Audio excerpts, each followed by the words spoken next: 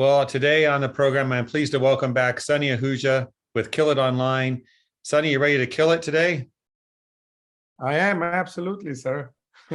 This topic today is about online advertising. I know that I get a lot of phone calls and emails about some questions. What do I do?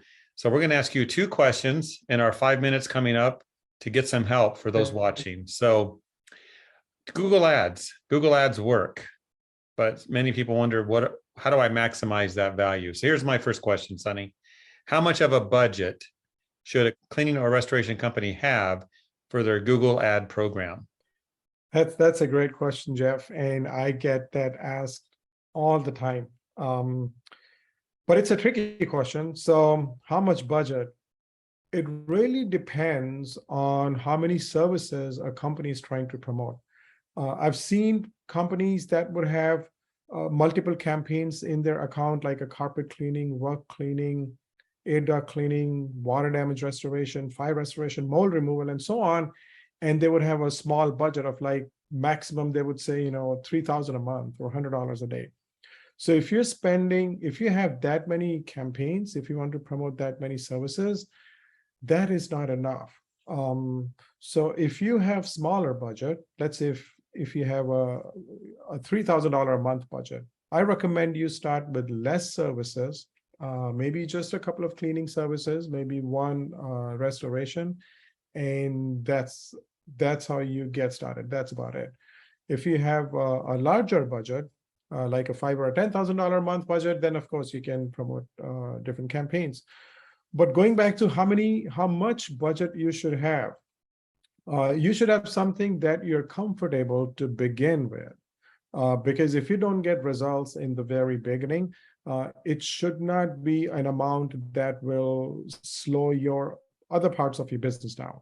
And end of the day, if you give Google $1 and Google gives you back $2, or if you spend 1,000 and you make 5,000 in revenue, then you can have any budget really. I mean, when do you stop? We have clients who started at 3,000 a month are now spending 50,000 a month. Have a budget, something that you're comfortable with, in case if you don't get results, and then make sure you have less campaigns with smaller budgets, because I see it the other way around all the time.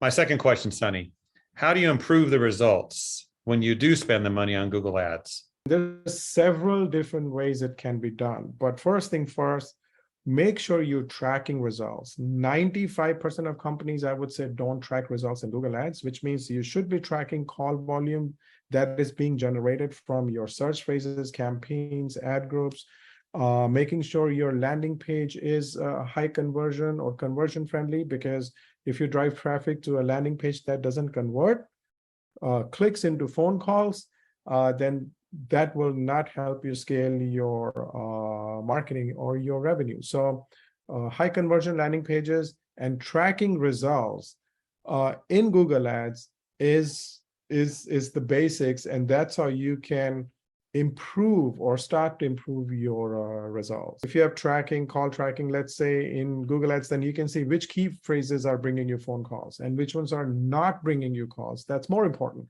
So you can get rid of them. Which campaigns are bringing you calls?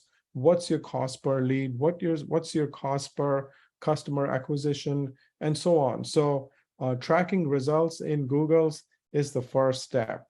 And based on the data results coming in, you can tweak your campaigns, your keywords, your ad groups, areas, zip codes, cities, counties, time of the day of the week.